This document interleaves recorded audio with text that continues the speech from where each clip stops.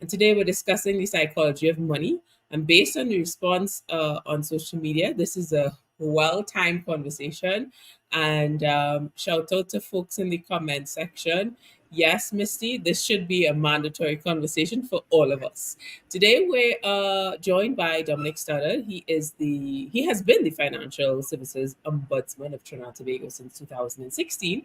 He's also the head of National Financial Literacy Program and the National Financial Education Committee chairman.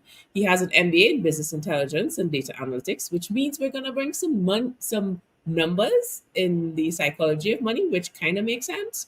He received this from the Arthur Lockjack Global School of Business and is part of the central bank's senior management team. So welcome back, Dominic, because you've been here before, you've done this before. Yes, good morning to you. Good morning to your listeners. Thank you all for having me one more time. Clearly, what you have to say is extremely important because I even have someone in the events page said, I'm interested in listening to the rerun. So I think they're listening to live and then they want to share the rerun. So, for those who don't know, if you are sort of busy today or maybe miss a few things, don't worry. Once this live is completed, you can watch it on replay. So, let's get into it because a lot of people think that an hour is a long time, but when it comes to money, it is a never ending cycle of education. So let's talk about the impact of money through money scripts, right? So, what exactly is a money script, and how do we form this when we are from our childhood? Yeah, I'm really happy that we're starting there because money scripts are, you can think of them like deeply embedded beliefs about money, things that you believe at your core about money that were inculcated from your childhood. And, we're typically unaware of the strong influence that these scripts or beliefs have on our relationship with money. These lessons may have been consciously instilled by parents, guardians, siblings, or even the wider expanded family, or they may have been unconsciously absorbed by just as a child observing how people use money, what they do with money, how they treat money, how they handle money, how they manage money. So some of it comes from what we observed around us as children, and some of it were, was instilled by parents, grandparents, guardians, and the like. But money scripts are really your our core beliefs about money that were embedded in us from childhood. So I love this conversation because when you think scripts, you think Hollywood. So let's put it in the context for me, because guys, I know you came to learn about money, but I'm also, as much as I'm the host, I came to learn as much from Dominic as possible. So, for instance, I didn't have an allowance growing up. So the idea of getting money in my hands, as I'm a Belmont girl, folks, and if I were to get $1, $2, and for the younger folks that could buy something back in the day, not so much now, the idea of getting that $2 meant literally waiting to just be like, okay, let me run to the store, which was a two houses down and coming out to someone's house. They sell snacks. And Bigfoot was one of my favorite snacks out there. So when you talk about money scripts, because I think in the translation of as an adult, the idea of money being almost like a hot potato. Can you share with us, how does that affect us in our adulthood? Well, money scripts, they guide or determine our attitudes and behaviors with respect to money. Our innate beliefs about money and our attitude state determines how we spend, how we save, how we budget. So I'll give you a simple example. Oftentimes grandparents, when the grandchildren visit, they will give them some money, and they'll always tell you, save some for a rainy day, don't spend all. When you constantly hear that message over and over and over as you grow, it just becomes a natural part of you that whenever you get money, whether it be a windfall or your normal flow of income, put something away for a rainy day. It just stays with you. You know how you, so that determines your savings behavior. Or on the other hand, you could be an environment where people say money make to spend, you can't eat it. So your idea is, well, money is for me to enjoy life, to enjoy the things that I want, and therefore I'm not gonna be sacrificing and denying myself all the things that I want. When I have money, I do what I want, I enjoy my life, and money will come again. You know, these are some of the ways in which the money scripts we have affect our behavior. And I love that example about, granny, or grandparents saying one thing. And then there's also the other side where our parents may not necessarily, they wouldn't have gotten the advice. So we as a generation didn't get the advice from them. But then I want to also include an element of, we're in the digital age, right? So, we have this thing called Self Care Sunday. I deserve this, I work hard, I deserve this. So tell us a little bit about this script, this conversation we're having, not just with ourselves or with our, the history of our childhood, but we're now being influenced by people who are sharing content. But the reality is, does your bank account actually allow you to have self-care Sunday? Well, the way this system is set up at present, for example, with the prevalence of credit cards, even if your bank account says that you do not have money, your credit card could allow you for some time to enjoy things that you haven't even earned and is able to pay for yet. So your bank account, strictly speaking, is not necessarily a limiting factor for some people. And if you have access to other people's resources, so um, your money script influences your behavior in such a way that whether you have the money or not, whether you've earned or saved that money or not, once you could access it, you will continue to demonstrate those behaviors because it's part of who you are. It's part of what shapes your relationship with money. Whew, I feel like you're talking to me there. Enjoying things you haven't earned. I think we need to.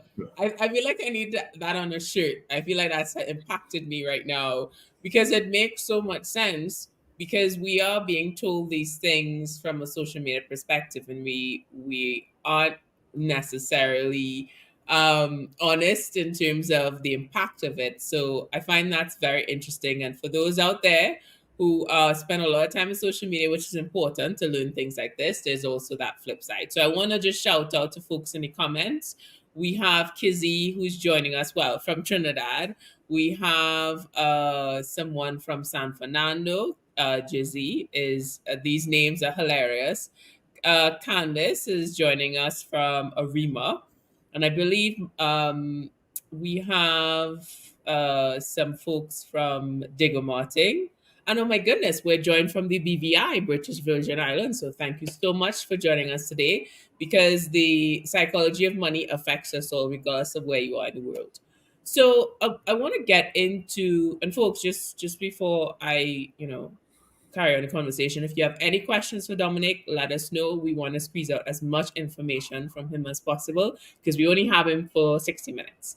So we are speaking about money scripts and the impact, and I think that's a great terminology for us to sort of compartmentalize the psychology of money and what we tell ourselves.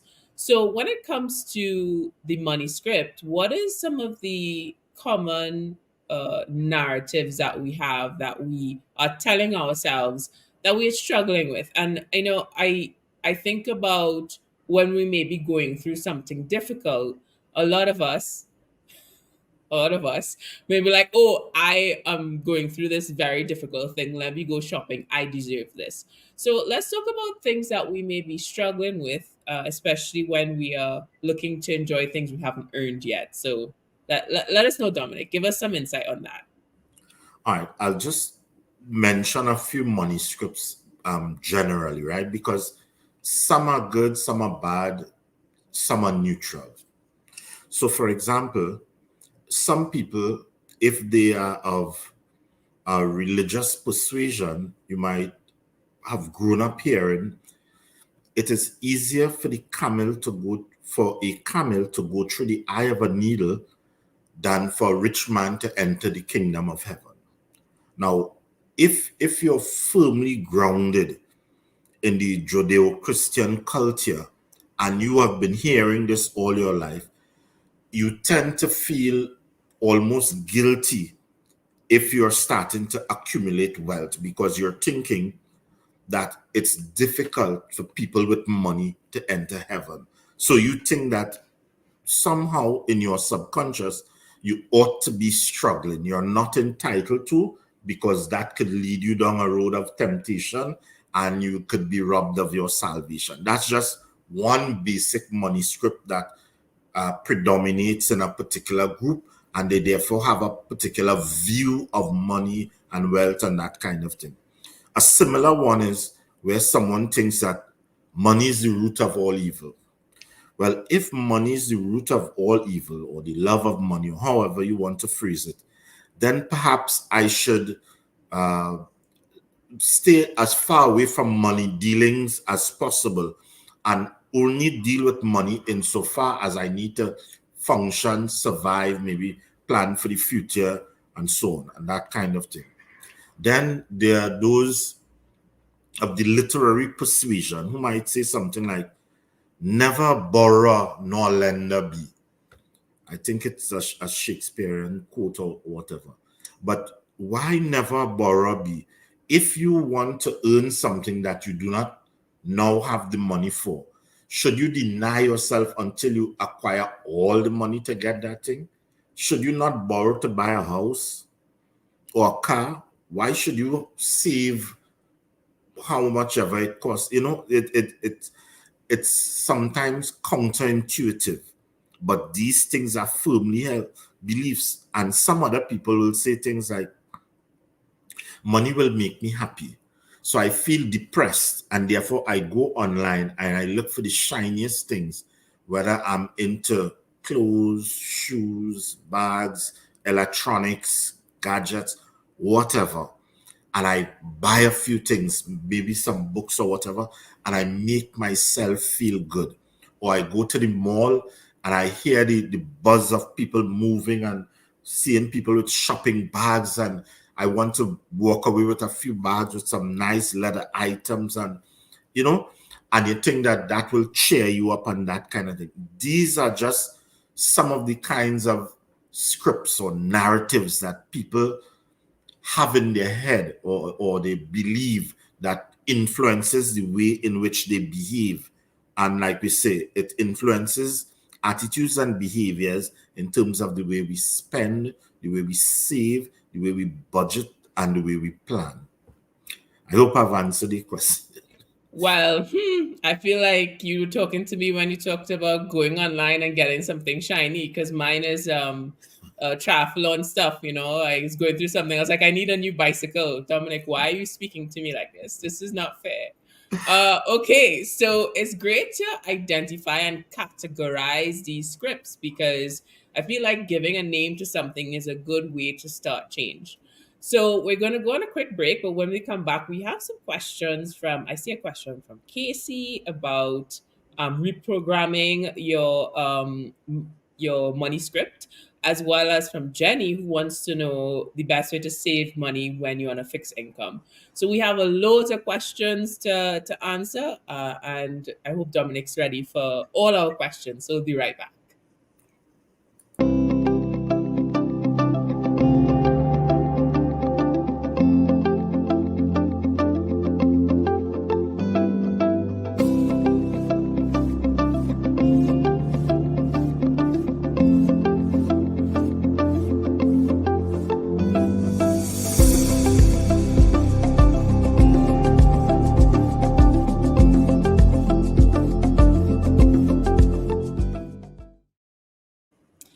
And welcome back to Straight Off the Bat. Join us on Thursdays as we speak to individuals across multiple industries who will help you understand financial literacy and education.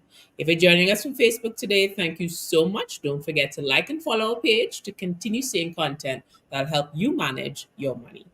I'm your host, Pauline Joseph, and we are speaking about the psychology of money. And it's a timely discussion because we're celebrating Financial Literacy Month.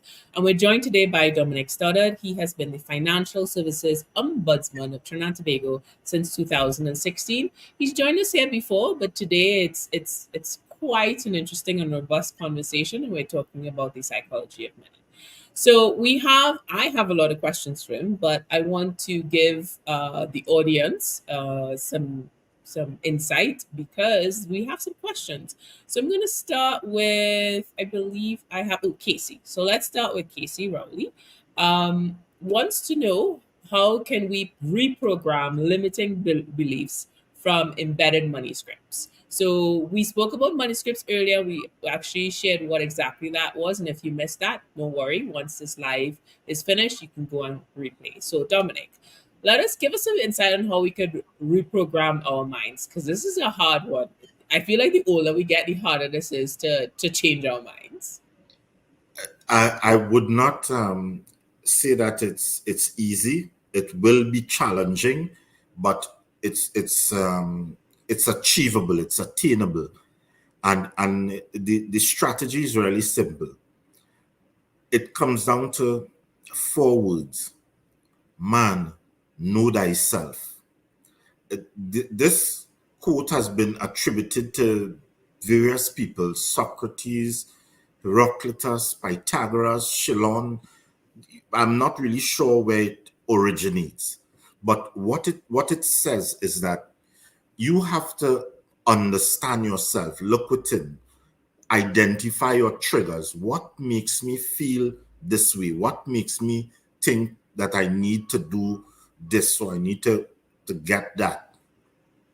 And if as adults we say it becomes more difficult as you're adult, do a needs and wants assessment for adults. We do it for children. We ask them, is this a need or a want? And they keep clicking need, want, whichever one it is, and we play these games with them. Do it as an adult. When you're about to get something, you want to purchase something online, or you pass by a furniture store and you want something, or something seems to be giving a bit of a problem in the household, and you think, well, look, I don't want any problems, time to change that. Postpone making the immediate decision and ask yourself, is this a need or a want? There are times when you might feel so compelled to get something that I need this, I need this, I need this. You just take one or two or just a couple of these and step back and ask yourself, if you're able to hold off for those few days and you still come up with it as a need, it probably is a genuine need. And sometimes after a day or two pass, you lose the itch for it and you realize, I just really wanted that. And in today's world, we acquire a lot of stuff, and a lot of it we don't use. We don't use for long periods of time. So we really want to first come to an understanding of ourselves and our relationship with money, and then make sure that we properly classify things into needs and wants. That's part of the reprogramming and dealing with your inborn money script. I really love that advice about waiting something out, because we experience so many emotions during the course of an hour versus a whole day, and a lot of times just because an emotion is there doesn't mean that you have to have an action. And there's actually a lady called Susan David. She is a psychologist and she specializes in emotions, and she says it's a symptom. So your advice there actually correlates exactly what she says, which is, okay, why am I feeling like this? It doesn't necessarily mean I have to go spend my money. And I think that is so important for all of us to learn, that sometimes you just need to, take a deep breath, inhale and exhale. I'm going to head back in the comments because Jenny wants to know, and I think this is a question, Jenny Charles, that a lot of us have. My question is, what's the best way to save money when you are on a fixed income? All right. Now, everyone's circumstances will differ, right? But one of the more general principles is establish a budget.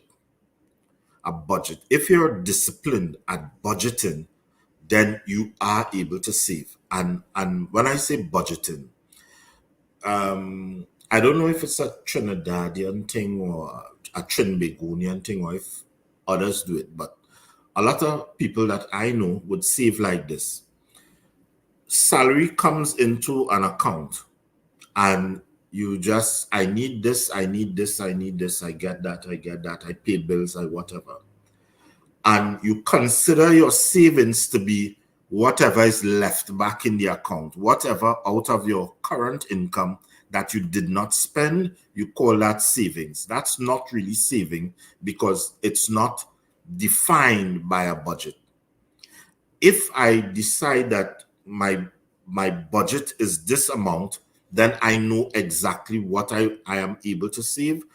Remove that, take it away, take out your savings, and force yourself to live within what you define as your budget.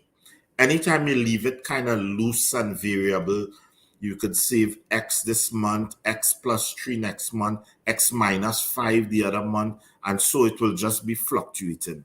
But saving is a very disciplined habit.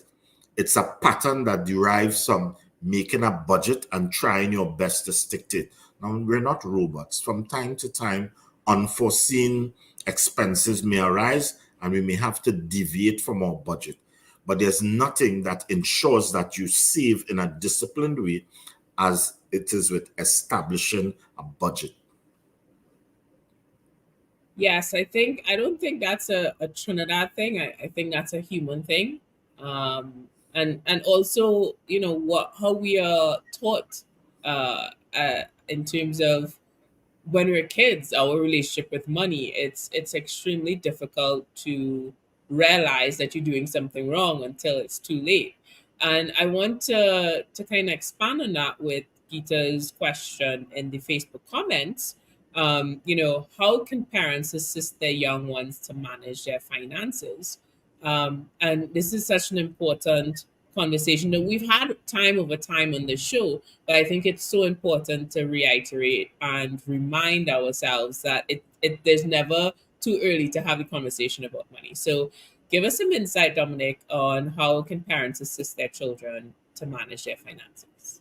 Absolutely. One of the more important things is to get them involved early. All right. Don't ever think that they're too young to understand. You give them age appropriate information. So, like sometimes you might take a kid along to the supermarket and you're there choosing stuff and they might be picking up things and putting it in the basket too. But you get them involved and you take two items and you're showing and say, this one costs this and this one costs that. This one really tastes good. This one, it's not bad. It's okay.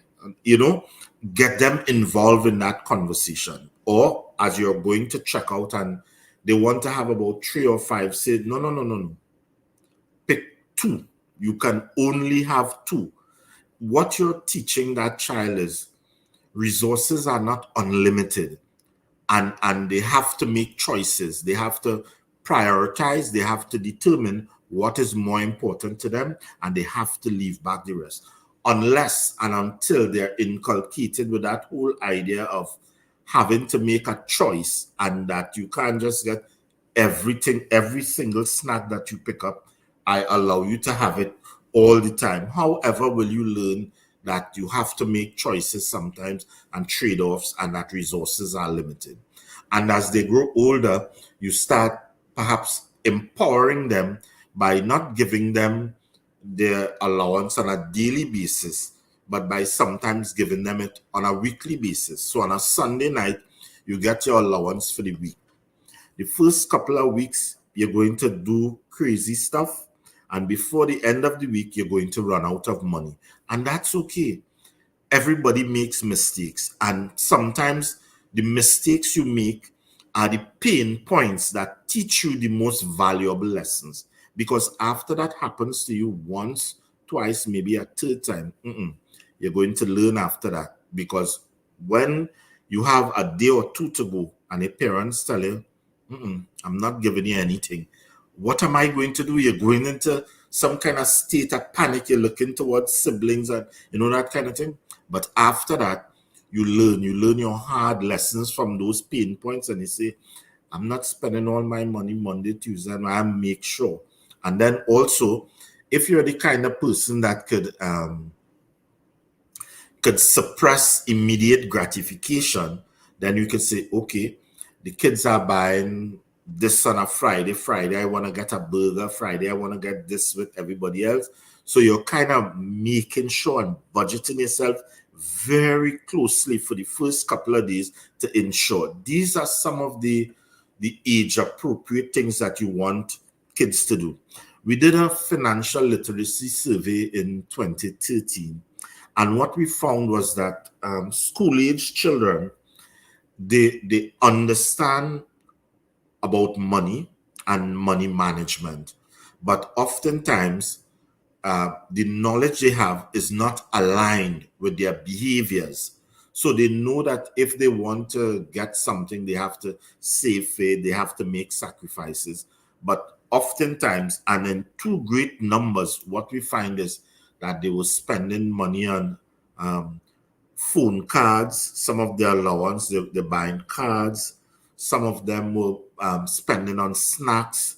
Some of them were borrowing money among each other and that kind of thing. And so we've designed special programs in financial literacy to make appropriate interventions to try to create the kind of awareness that will help young people to make more appropriate choices. But these are some of the challenges that they have as young people. And the important point is parents, get them involved in managing financial affairs as early as possible. Such great advice, especially back in my day, which was not that long ago. Even parents would be like, "Oh, well, you don't worry about that," and then you're not actually equipped with the tools when you have to go out there and make those financial decisions. So we're gonna go on a break. When we come back, I want to talk about triggers because the idea of being triggered, which is something that people are using a lot now, I want to kind of hone on it in the conversation on money. But I also want to give the folks on LinkedIn some love because we have some questions about credit card debt as well as retirement. So stick around, we'll be right back.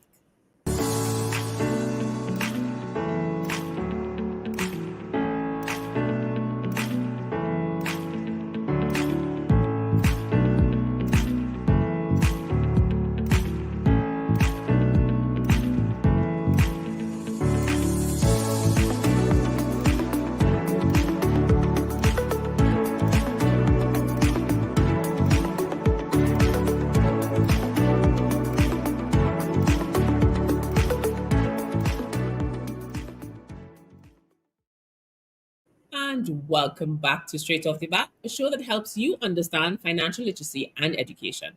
Thank you so much for joining us today. If you're doing so from LinkedIn, don't forget to subscribe to our page to continue seeing content that will help you manage your money.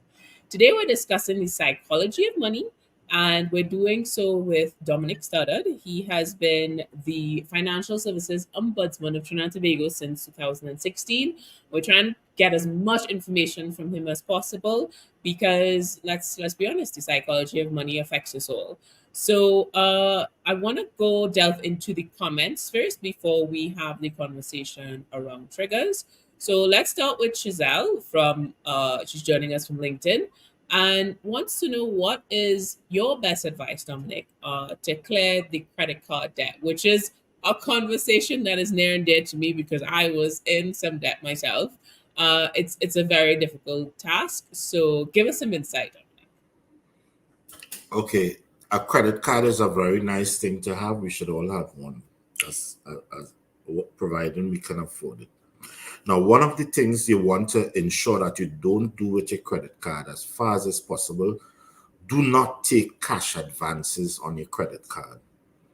they attract immediate interest and they add to your balance. So you want to stop doing those things that keep your balance blowing up. All right. So the cash advances.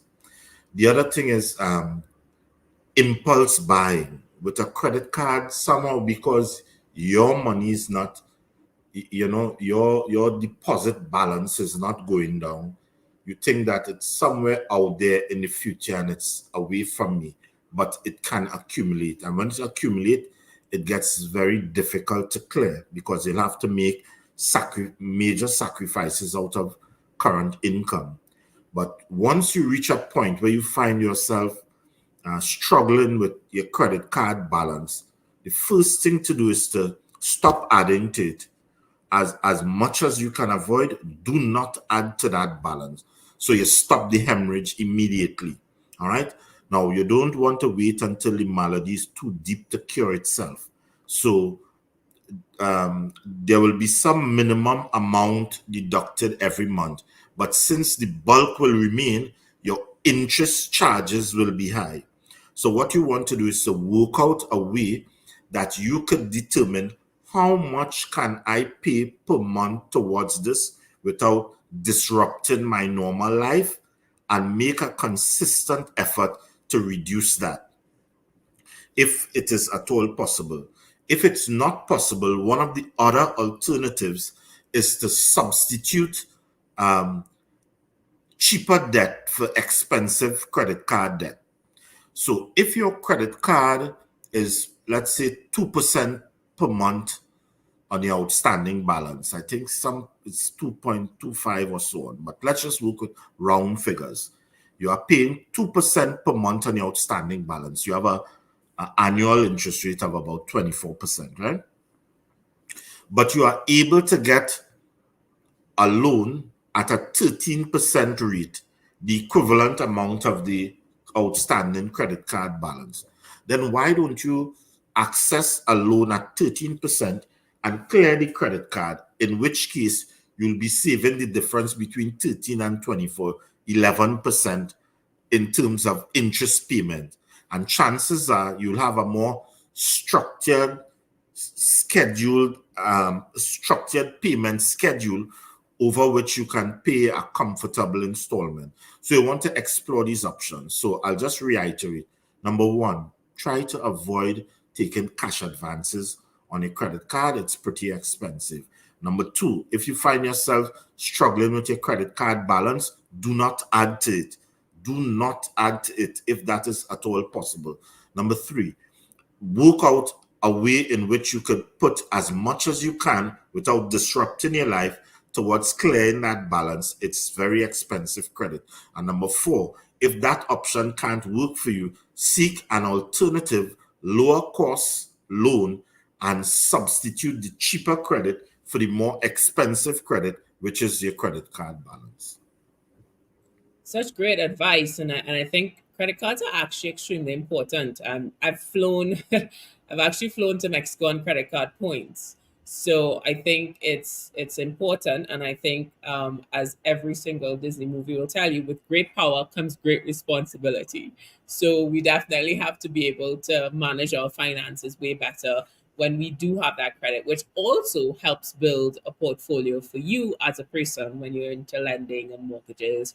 It's a very important, to create a credit history for you. So I think the conversation around credit cards is a great way for us to transition into the trigger conversation. So can you tell us, what are financial triggers? Okay. Financial triggers are, well, triggers in general are typically emotional responses, some stimuli that produces an emotional response.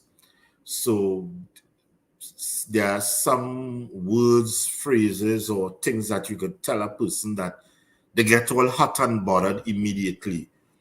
That's a trigger for them, something that you would have said. All right. So that's an analogy. Financial triggers are something that causes you to spend where you otherwise might not have.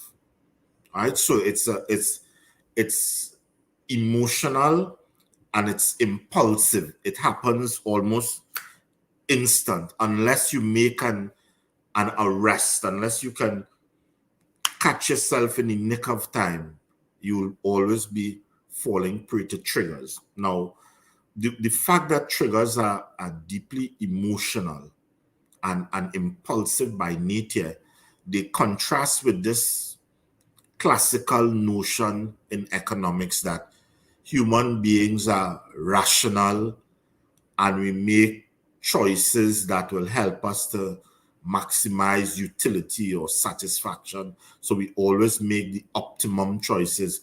That's not true. And that has led to a whole new branch of economics that realizes that no, at core, we are emotional beings. And a lot of times we respond emotionally to things. And that's where financial triggers come in, something that makes us somebody might like a particular type of scarf or some kind of you're into electronic gadgets or something, and you see the latest. Some people might be into phones, and you see a new phone come out with these new features, and you just have to have it. You can't help yourself. You're beside yourself. You just need to get that. Getting the latest or some style that you're particularly attracted to, you must have that, or whether it's a patch up. And oftentimes, the thing that produces the trigger, you may already have several of it, but you just can't get enough because that's something that it does something to you or for you, and you just have to get it. That's the nature, the in terms of that emotional response to things that we define as triggers. I think that's such an interesting perspective. The idea that we are rational species. That's one place for us to start. The reality is we are by nature irrational, and Candice said it best. When you see a sale and justify the spend, hashtag I'm worth it. These aggressive marketing uh basically the copywriting, people are paid to say, hey, go spend this money. So the idea that we can name this behavior as a trigger, I think, is extremely important for all of us to learn in the effort to try to change. So I want to shift the conversation a little bit to the idea of self-awareness, because a lot of us, it's like, I know myself, as long as I know myself, as the saying would go. But are we really in knowing of ourselves? So, why is self awareness so important when it comes to managing your finances? I think realistically, we all have blind spots. All right. We may know ourselves generally, superficially, but there are aspects of ourselves that we may not be aware of. In addition to which, human beings have an enormous capacity for self-deceit. We can do these mind hacks. We can tell ourselves things that we actually want to believe. All right. So someone in the comments, you said, referred to a sale. A sale says buy one, get another at half price. You really did not want two. But the fact of the matter is, again, another one, you're getting another one for half the price. When will I ever see this again? And you're compelled to take advantage, or that's what you think in your mind. You're taking advantage of an opportunity when really and truly, did you really need to? Now, some people will try to justify it and say, well, you can get a friend to go with you and you can get one and all that kind of thing. A lot of times when you see these things, you're probably not even with friends, but you will do this self-deceit thing and say, I don't know if I will get an opportunity like this, and I will take it because it's there. So you have to come to a level of self-awareness where you have to keep asking, do I really need this? Do the adults' needs and wants test. Postpone it for a while. Ask yourself, do I really need this? If you don't do that, you'll always be subject to the whims and fancies of these financial triggers, things that make you feel that you need to have this, you must have this now, you will not get this again. You don't see these very often. You have to take advantage of it now. And you go out and you make a decision that has a financial implication. Now, some people, depending on the level of income or the source of income, they make these financial mistakes repeatedly. They're cascading in layers and they get away with it because they're able to mask those problems because they have sufficient resources. Anytime those resources are reduced and lay bare or expose some of these bad choices that they're making, they'll find themselves in deep trouble. And therefore, no one understands yourself. And it's not about how much you're earning or anything like that. Just try to avoid making known and common financial mistakes. You know that if you're upset, you're sad, you're depressed, you behave in a particular way that has a financial implication, stop it. Make the intervention. Or alternatively, when you're happy, you think, I deserve this, I work hard, it's exhilarating, you're over the top, and therefore you want to have drinks for everyone. Let's have this. You're celebrating, you get the promotion and you're happy about it. Yes, it's a good thing, but you want to always do this in a responsible way. You want to manage. And I'm not saying don't enjoy your life, because that makes no sense to me either. You just have to ensure that the things you do it in a measured and responsible way. We will make mistakes along the way. Don't be hard on yourself. Don't beat up yourself. Learn from the mistakes and make the adjustments, the small adjustments. And over time, you'll find that you're in a much better place. I mean, yeah, that's all of us. We need to hear that right now. And I think it's extremely important for us to really take a deep breath, as you mentioned earlier, when it comes to these triggers. And I just want to tap into what Krishna said earlier, which is I reiterating what you said as well. Sometimes we need to pause for a cause, which works wonders. And if you missed that part of the conversation, not to worry.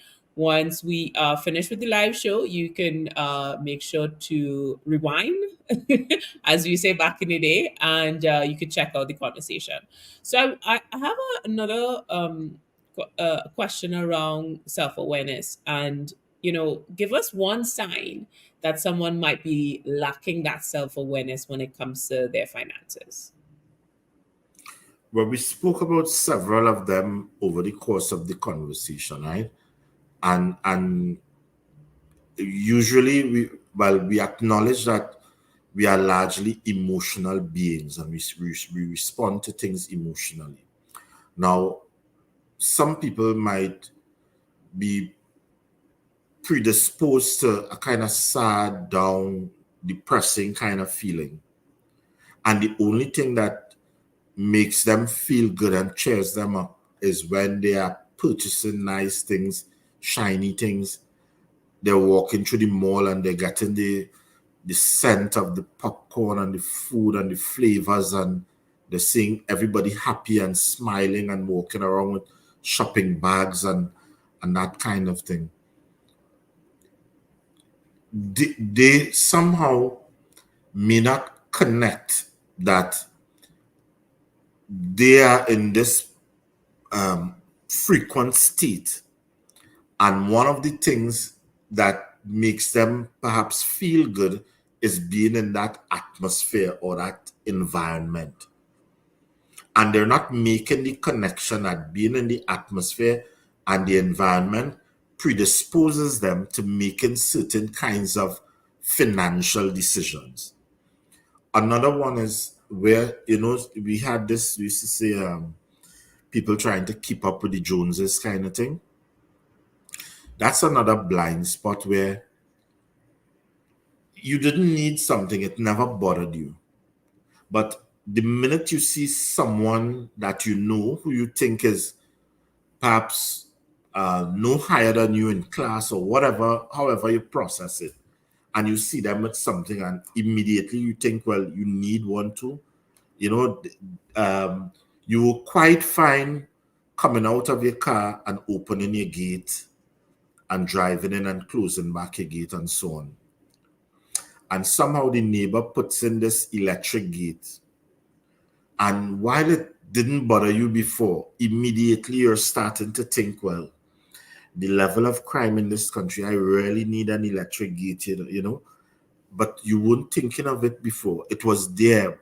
And this whole notion of keeping up with the Joneses, that's another blind spot in which you're not even sufficiently self-aware to detect that it became more urgent for you because you saw someone else with it and that kind of thing. So that's just perhaps one or two examples of how the lack of self-awareness and that proverbial blind spot could make you make financial decisions that are not necessarily in your best interest.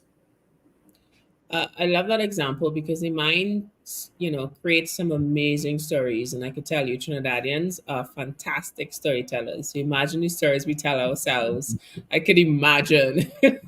All right. So we don't have that much time. We're going to go on a quick break. But when we come back, we're going to try and squeeze out some insight from Dominic about tips of overcoming challenges and staying disciplined, because to stay disciplined is extremely hard and we need some motivation. So let's all help each other along this financial journey. We'll be right back.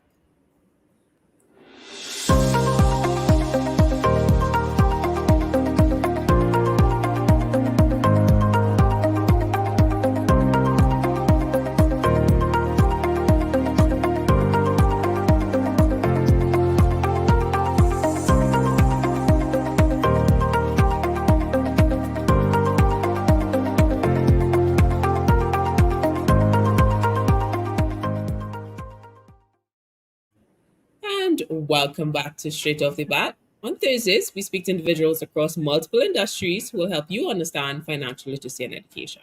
If you're joining us from YouTube today, thank you so much. Smash that like button and subscribe to continue seeing content that will help you manage your money.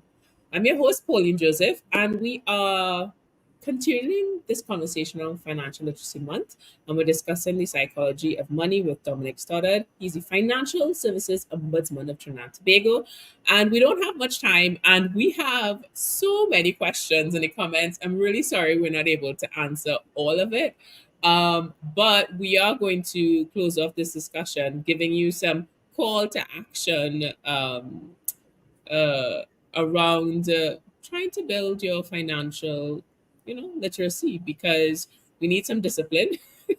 We all do. Physical side, making sure we eat the right things, and making sure we're not spending money we don't have. I want to just head into the comments for one insight, because I know we were discussing a lot. Wow. So we have Rodney mentioning we all suffer from FOMO, which is the fear of missing out. And that also is a financial trigger, which Dominic would have mentioned earlier. So let's go into some tips for overcoming challenges and staying disciplined for your financial journey. Dominic, please save us, help us all. Let us know. Give us some tools that we can use after this live show is over. Okay, now, because the human personality is complex and we think at various levels, there's thinking and there's thinking about thinking. All right, we have to try to understand how our mind works. Right, so we can be thinking about something, but we also want to think about how we think, the metacognitive part, that captain that controls everything. And we want to always make sure that we're self-aware. We're aware of the way our mind processes, the way we analyze things. When we act, what is the emotional source of the action? What is driving us to feel, to think, or behave in in particular ways. And I'll give you just a couple of quick examples. So, for example, some people, they have a bleeding heart, and somebody come and say, oh, I have this problem and I really need this amount of money, and so on and so on. Can you lend me this? And they lend the person money. They did not get it back as agreed because some other thing came up and so on. And the same person will come to them again and tell them another sad story. And they will lend the person money again and they will not get it back. And somehow they're not learning, they will be upset. But because they are of this bleeding heart, they can't hear a sad story without trying to help. Now, that's a kind of extreme example. I want to encourage people to understand themselves and think about the way they think and try to make the appropriate um, interruptions to say, okay, this has to stop. I know you may really be in a situation, but we can't continue to do this. I am not able to do this. That kind of thing. All right. That's just an illustration of recognizing the way you think, the way you feel, the way you behave, and how to arrest that. And some of the basic things that we want to do to make sure that we control our spending habits, I will just say this 3 times: budgeting, budgeting, budgeting, budget and control. You may not stick exactly to the budget because a budget is just a plan. You may go a little over it sometimes, you may fall a little below it sometimes, but be realistic. Make a budget. Set out your monthly expenses, those things that you cannot avoid. And then on the discretionary part, you try to work out what you actually need to function with. And before you even do any spending, take away what you have decided. I am able to save X per month. And if you stick to that, what you'll see is your assets growing over time and you're becoming more financially disciplined. So you're not canceling movie night or the night out with the family or any kind of thing like that, but you're much more disciplined. Another thing is keeping track of your finances. Some people, yeah, I have about so much in the account and about this amount on the credit card. No, no, no, no. You want to understand at the end of every month, do some kind of reconciliation and get a true financial picture. Do a financial health check. What is my true situation? Because sometimes leaving it, you get nasty surprises down the road. All right. And you want to make sure that in financial decisions, that your judgment is not impaired. And by impaired judgment in making financial decisions, I'm talking about being in love or infatuated, and you're so enamored by whoever that you're not making the right choices. You can love somebody and still make appropriate financial choices. You don't want to make major financial decisions when you're inebriated, when you're intoxicated, and recognize when you're being manipulated. Some people who only know you, like you, care about you in times when they need something. And if they don't need anything, you're persona non grata. All right. And another thing is, do not be afraid. Do not be unwilling to do long term planning, planning for retirement, planning for critical illness, planning for emergencies. And one final thing I will say: set goals for yourself, find your purpose in life, and live a balanced life. That's as much advice that I can give. Wow, this advice session went beyond money, it just went to general happiness. Appreciate that. And I could actually confirm what you mentioned earlier. I was in some a little over 50K credit card debt, mistaked. I made a lot. And it took me a few years. And what helped me was an Excel spreadsheet and literally getting every time I spent money, I got the receipt, I requested a receipt and I put it in, and it really allowed me to shift my mindset. And Candice did ask about giving some tools, so we'll definitely do some investigation with that, Candice. Make sure to sign up for our newsletter because there we can actually give you some real tools So, because we want to be able to have some action behind this. And I know you mentioned earlier the idea around cognitive. And for those who may not know what it means, it basically is relating to a mental process involving knowing, learning, and understanding things. And that's why it's important to have these conversations around the psychology of money. So, I want to ask just one last question because, sometimes we come on this and we're like, hey, I have all these plans, but I feel dejected. I feel like this is too much. I have work to do. I have kids to mind. I don't think I have the time to this. For someone who may feel like it's not possible, what advice would you give to them? First, they must understand that they're not alone. Sometimes we feel uniquely afflicted that we're the only one going through this. You're not alone. And the second thing is, the longest journey begins with a single step. So even though the problem might be convoluted, the situation might seem overwhelming, it's a daunting task just to wake up every morning. Break it down into simple steps. I will first do this, and after this, I will do that.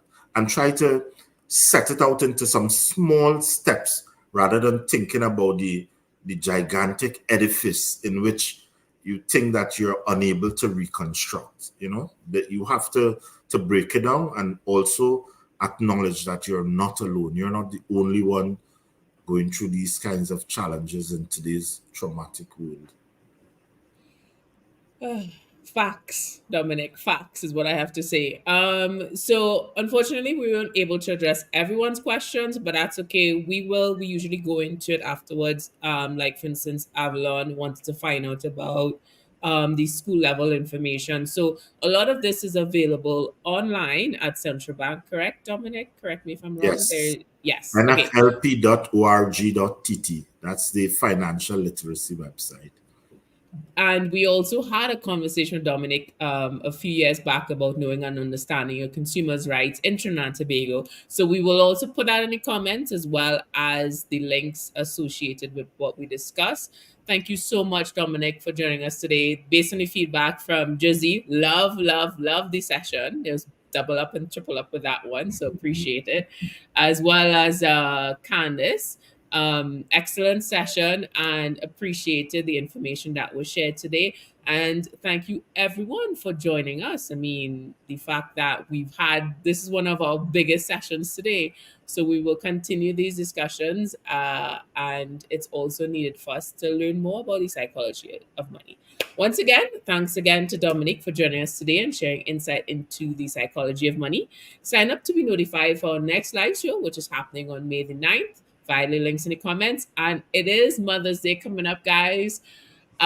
We just spent an hour telling you about the psychology of money. So love does not equate to money. If you need to go and make that macaroni drawing for your mom, cook for her because your finances aren't great, that's fine. Love is in the air, guys. Love is in the air. As always, be sure to like and follow our page we are on Facebook, LinkedIn, and YouTube, so don't miss a single live show. And again, thanks for joining us today. Bye.